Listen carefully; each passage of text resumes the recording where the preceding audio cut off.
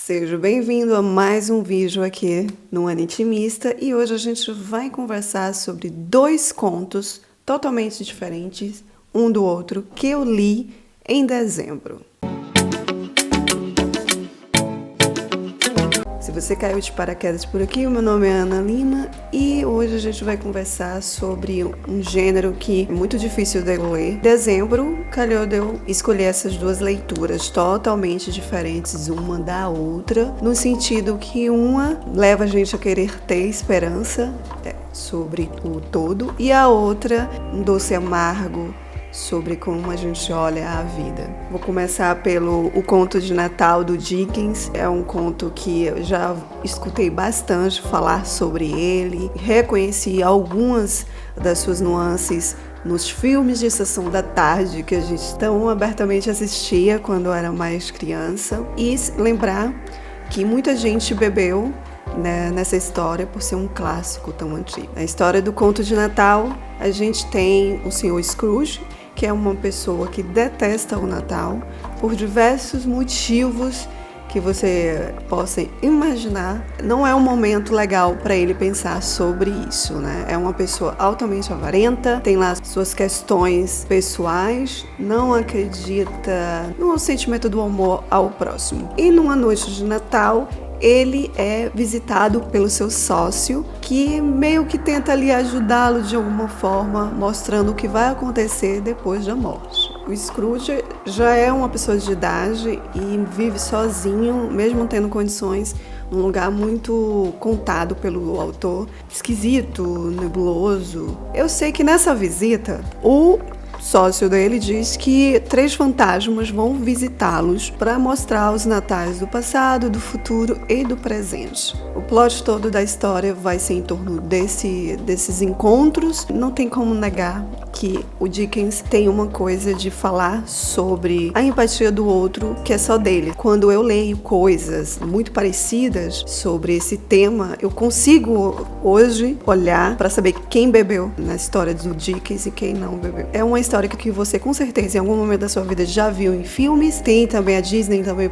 bebeu lá, porque tem a história do Tio Patinhas, que claramente é um Scrooge, mas faz você aquecer o coração nesse período, né? Pensar no próximo, pensar que realmente só as relações afetivas fazem a gente contar uma outra história, né? E ter um pouco mais de esperança, principalmente nesse momento em que a gente está vivendo essa coisa no mundo aí, em que você realmente tem que pensar em ter um pensamento de comunidade e não pensar só em si, nos seus desejos pessoais, de se relacionar e pensar que a tua atitude, o teu dizer não, vai ajudar a outra pessoa, né? Adorei o Conto de Natal. Foi um conto que me aqueceu o coração em alguns momentos. Foi minha primeira experiência com o Dickens. Eu ainda tô naquela pendência com o livro David Copperfield. Pretendo seguir em frente, mas já sei que foi um pontapé aí para voltar com ele esse ano com força total. O segundo conto foi a minha estreia com essa escritora. Eu já namoro, planejo lê-la já há algum tempo. Quem me conhece já há um tempinho sabe que antes de eu embarcar num autor, eu vou ver entrevistas, vou ver resenhas do que estão falando sobre ele, artigos, e aí eu embarco. Então, já era um namoro antigo. Quem eu perguntei sempre me indicou começar por esse conto, que é A Hora da Estrela, da Clarice Lispector. E eu vou contar o que eu senti no Conto de Natal. Foi totalmente o oposto do que eu senti na Hora da Estrela. E eu não sei se eu fiz um bom casamento, uma boa dupla, ler os dois, assim. A Hora da Estrela conta a história da Macabeia e de um escritor que está escrevendo essa personagem. É uma dinâmica muito diferente para mim, porque é como se você estivesse vendo o autor escrevendo no começo da sua criação e estivesse meio que participando, sendo uma pessoa que está ali observando todo aquele processo criativo de um escritor.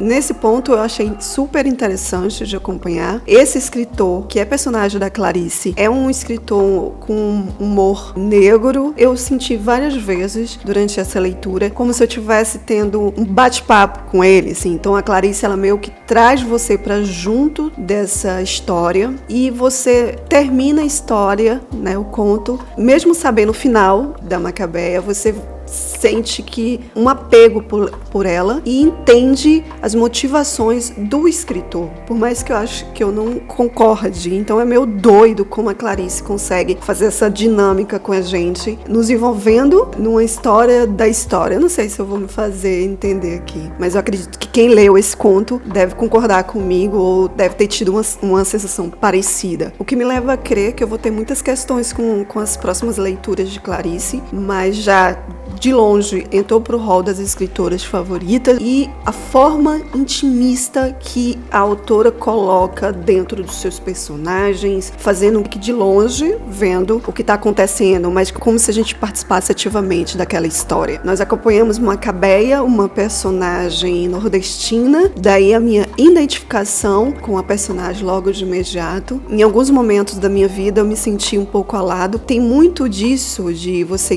viver um pouquinho a leste das coisas, né? Hoje em dia eu acredito que não, mas na minha infância eu me senti um pouquinho Macabeia, no sentido de querer conhecer as coisas, mas não entender bem. Eu não vou falar aqui com propriedade uma análise sobre o conto, porque, como eu já disse, é a minha primeira experiência com a Clarice, então ainda não tenho parâmetros para analisar fio a fio. A sensação que me causou, me despertou de identificação com a personagem, o fato dela, na ignorância dela, tá certa, brigar com o autor em alguns momentos em dizer, por que ela tem que entender de tudo, sabe? A vida dela já é tão sofrida, tão triste, mas ela não percebe que a vida dela é triste, né? Que a vida dela não, como é que se diz? Ela não tem clareza, e o autor faz isso com ela, faz com que ela não tenha clareza disso. E eu não sei, eu tive a sensação de que naquele momento a Clarice quisesse passar uma mensagem de, às vezes a gente tá mais feliz estando na nossa ignorância, e não é difícil a gente se identificar com a Macabeia, principalmente se você for nordestino, você vai sentir um pouco essa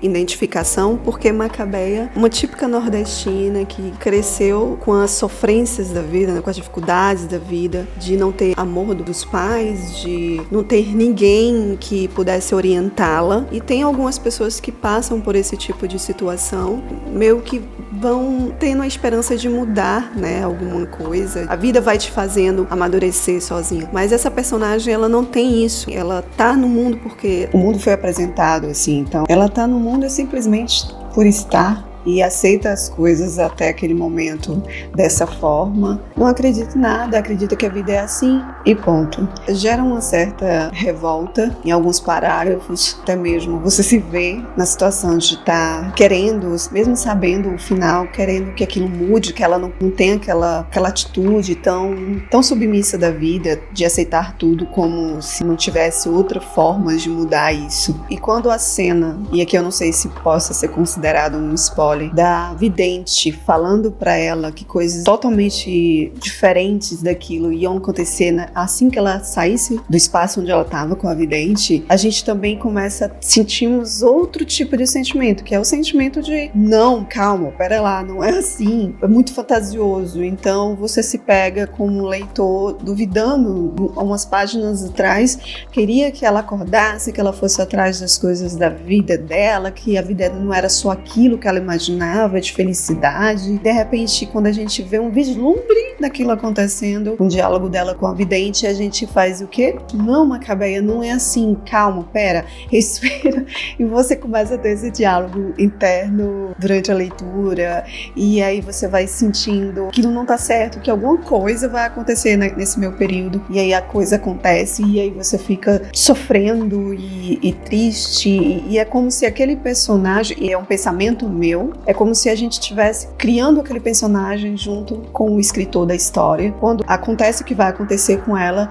nós ficamos relaxados, porque enfim aquela ideia saiu da nossa cabeça, e isso é muito doido de pensar, porque a ideia não saiu da nossa cabeça, a gente estava num processo junto com o autor ficcional da Clarice, e eu acho isso o máximo que ela fez, e de repente parece que aquela história, aquela personagem, a história da Macabeia é um pouco nossa, sabe? É como se nós estivéssemos ali criando aquela história junto com a Clarice, com o autor que ela fez. É uma série de divagações que eu ainda remoo depois da leitura desse conto, e eu acredito que todas, posso estar enganada, mas todas as leituras da Clarice devem fazer com que o leitor reverbere isso por muito tempo. Esses foram os 2 contos que eu li em dezembro. Para mim, 2 contos essenciais para todo leitor, dependendo do teu momento atual. Fica aí a dica para você que não conhece a Clarice e também não conhece a escrita do Dickens, começar por esses livros que foram indicados, e sinceramente eu passo para frente a indicação. Eu vou deixar 2 vídeos para você assistir a seguir e a gente se vê nos próximos vídeos do canal.